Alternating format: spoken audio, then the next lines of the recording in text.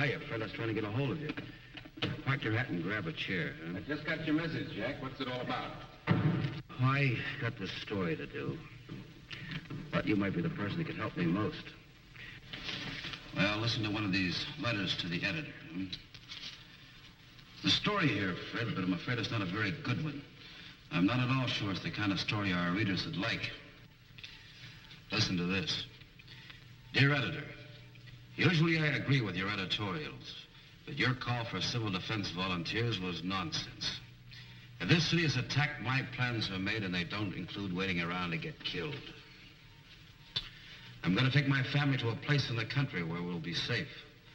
I think I'm as patriotic as the next guy, but I'd be pretty dumb to remain in this city when those bombs start falling. Name doesn't matter. Take to the Hills, huh? Another member of the Take to the Hills fraternity.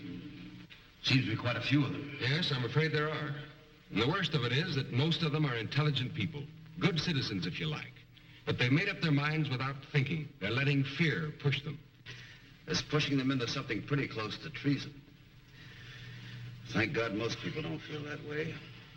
But enough of them do to make it a serious problem. You know, there's really nothing to be gained by turning tail and running after an enemy attack. First of all, the highways would be about the most dangerous place you could be. And second, mass evacuation of cities just doesn't work.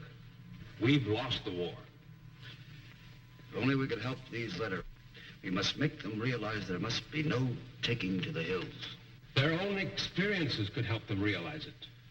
For instance, it's easy to imagine what would happen if most of the people in town took to the highways all at once. All you have to do is look at some of our Sunday traffic jams. Unless people know better, an enemy attack would cause 100 times this many people to jam the roads. Add to that the desperate fear and panic that it'd be pushing the mob, and mister, you've got a catastrophe on your hands. The civil defense people are just being realistic and not planning mass evacuations. The roads have to be kept open for rescue and for firefighting equipment. That means every car which is not officially authorized will have to be stopped and moved out of the way. As long as I live, I won't forget what happened in the last war when some European people took the hills. I saw miles after miles of refugees trying to get away from cities under attack. All they did was choke up the road, so hardly anything could move. Even they couldn't get very far. This happened many, many times and in many different cities. It could happen in our cities. If this were tomorrow instead of yesterday, if this were our town and you or someone you loved were trapped inside of it, waiting frantically for help, that help would never come. The ambulances, rescue trucks, vehicles carrying supplies and equipment would be stopped cold in their tracks. They could never get through to help the injured, put out fires, bring plasma, bandages, and thousands of other things vitally needed in an enemy attack. Just as the roads must be kept clear, so must the depots, terminals, and airports. Every available kind of transportation will be needed for emergency work. We know that mass evacuation can never be permitted if only for one reason, an all-important one. The fact that every able-bodied person is needed in the city before as well as after an attack. Putting out fires, for example, will require help from everyone. We must realize that in modern warfare, city dwellers find themselves right in the front lines.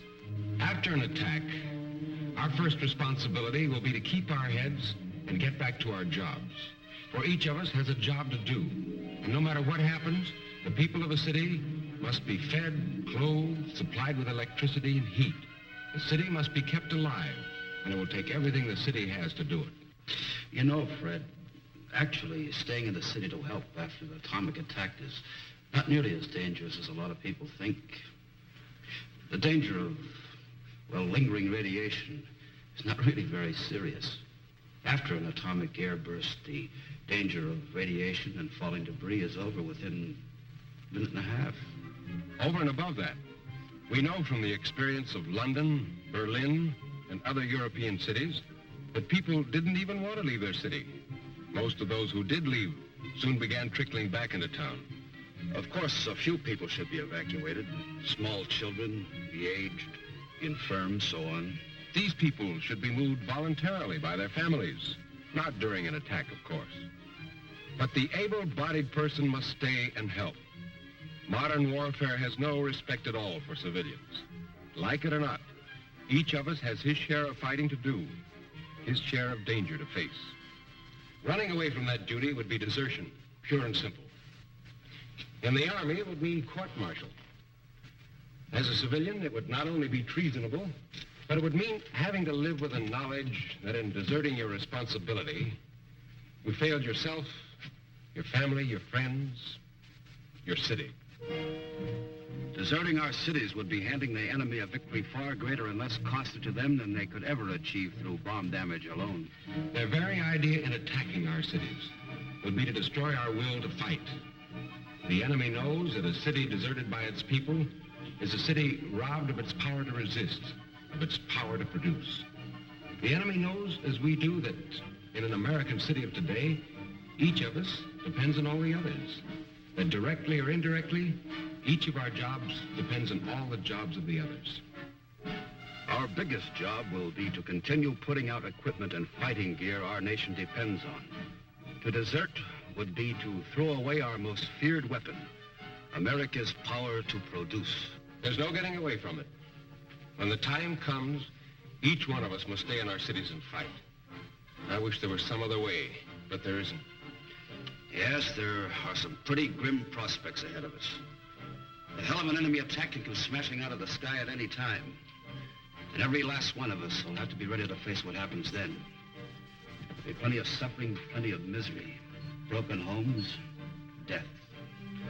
Dangers that used to belong only to soldiers, but we've got to be able to take it and come back fighting. Everything we hope for, everything we believe in, everything America has fought for will depend on us and what we do. You know, a lot of people behind the Iron Curtain are wondering whether we can take it if we're attacked. They're carefully measuring our courage, our capacity to fight, our capacity for sacrifice. They think they have the answers. Well, you and I and every American has to examine their minds and hearts and come up with a few answers of their own. The question is, have Americans got the guts? Have you got the guts?